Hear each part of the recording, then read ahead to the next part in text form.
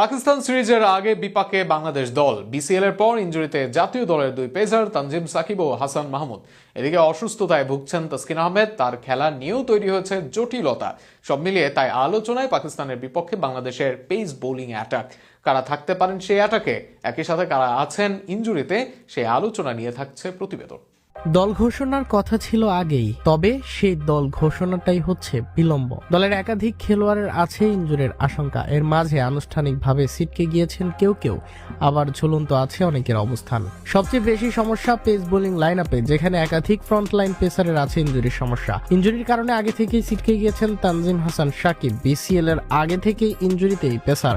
সেখানে ধারণা করা হচ্ছিল হয়তো পাকিস্তান সিরিজের আগে সেরে উঠবেন তিনি, তবে সেই সেরে ওঠা হচ্ছে না জুনিয়র সাকিবের। ফলে এই পেস বোলিং অলরাউন্ডারকে ছাড়াই মাঠে নামতে হচ্ছে বাংলাদেশের। পাকিস্তানের বিপক্ষে তানজিমের মতো থাকবেন না হাসান মাহমুদও, তিনিও আছেন ইনজুরিতে। অফিসিয়ালি হাসানের বাদ পড়ার খবরটা নিশ্চিত হয়নি, তবে গুঞ্জন জোরালো যে ইনজুরির জন্য পাকিস্তানের বিপক্ষে সিরিজ খেলা হবে না এই ডানহাতি পেসারের। আরেক ডানহাতি পেসার তাসকিন আহমেদ নিয়েও আছে শঙ্কা। ইনজুরি নয়, তাসকিনের দুশ্চিন্তার নাম অসুস্থতা। এক্সপ্রেস এই বোলারকে লড়াই করতে হচ্ছে এই অসুস্থতার সাথে, যেটার কারণে তাকে নিয়েও আছে সংশয়। সেক্ষেত্রে পেস বোলিং লাইন আপে যে পরিবর্তন আসবে বেশ, তাতে নেই সন্দেহ। বোলিং লাইন আপের নেতৃত্ব দেবেন মুস্তাফিজুর রহমান, তাতে সন্দেহ নেই। টি-20 এর মতো ওডিআই ক্রিকেটেও ফিজের থেকে বিশ্বসেরা পারফরমেন্স চাইবে ভক্তরা।